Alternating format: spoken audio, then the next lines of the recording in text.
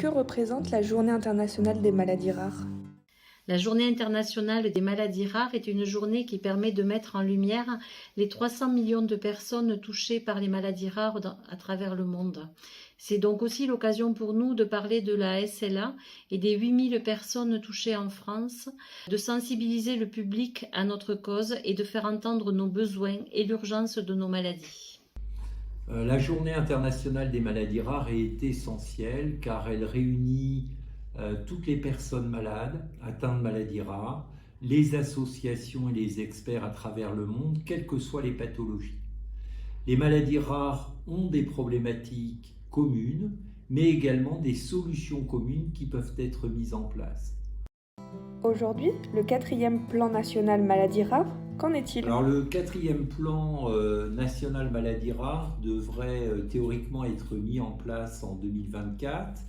Les objectifs de ce nouveau plan, c'est d'une part de conforter les actions des plans précédents, mais c'est surtout insister sur la nécessité d'avoir un diagnostic génétique pour tous en fonction bien évidemment des pathologies. C'est réduire l'errance et l'impasse diagnostique et en ce sens la filière a participé à un groupe de travail. C'est accélérer la recherche clinique et fondamentale et enfin permettre l'accès à l'innovation thérapeutique et simplifier les parcours de soins des patients. Alors actuellement, on a reçu la confirmation du financement de 22 centres qui sont répartis sur tout le territoire. Et dans le contexte que vous savez du financement de l'hôpital qui est difficile, nous ne pouvons que nous en réjouir. Côté association, que représente le 4e PNMR? C'est un gros chantier qui aboutit enfin. Nous espérons que les financements annoncés seront à la hauteur des ambitions portées par ce plan. Les associations sont vigilantes et restent impliquées autant dans les travaux préparatoires que dans la mise en place du plan. La RSLA a participé au groupe de travail sur la coordination des soins et des accès dérogatoires au traitement, deux questions fondamentales pour nos pathologies. La coordination en santé, un projet FILSLAN à RSLA? C'est un projet pilote qui est mené sur la région Rhône-Alpes-Auvergne et qui est porté à la fois par l'association RSLA et la filière FILSLAN. Il est financé dans le cadre du PNMR 3.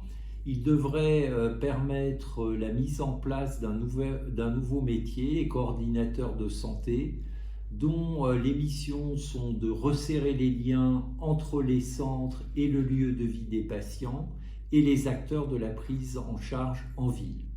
Si ce projet est évalué de manière positive après 1 an d'expérimentation, nous espérons pouvoir le développer non seulement sur tout le territoire, mais également le dupliquer pour d'autres maladies graves et complexes. Un mot à retenir? Nous avons la chance en France d'avoir une organisation des soins qui permet de prendre en charge les 3 millions de personnes atteintes de maladies rares en France dans des centres labellisés et de favoriser l'accès à des essais cliniques. Certes, il y a des insuffisances, mais avec le 4e plan maladies rares, avec le monde associatif, avec vous, nous allons continuer et réussir à mettre en place un modèle à la hauteur des besoins. Ensemble, nous sommes plus forts.